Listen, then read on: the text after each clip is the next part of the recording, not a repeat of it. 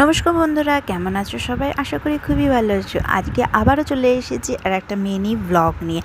আজকে না সকালবেলা যখন আমি ছাদে জামা কাপড় মেলতে গেছিলাম, পাখি তখন এই জোর করে এই বাবলসটা আমার থেকে নিয়ে নিল। এটা না সরস্বতী পুজো মেলা থেকে এনেছিল। ও কি সুন্দর করে ও বাবলসগুলো ফোলাচ্ছে, তাই না? আজকে একটা ছুটির দিন পেয়েছি, এরপরে পরীক্ষা শুরু হয়ে যাবে, ব্যাস পড়াশোনা শুরু হয়ে যাবে। সেই জন্য ছুটির দিনে ও না সারা বাড়ি ঘুরে ঘুরে ও বাবলসগুলো ফোলাচ্ছে আর খেলা করছিল। তারপরে দেখো সাবান জলগুলো সব জায়গায় ফেলছিল। আমি ভাবছিলাম ও পিছল খেয়ে না পড়ে যায়। যাই হোক, তারপরে আমি না চলে গেলাম কোথায় জানো তো, রান্না করতে।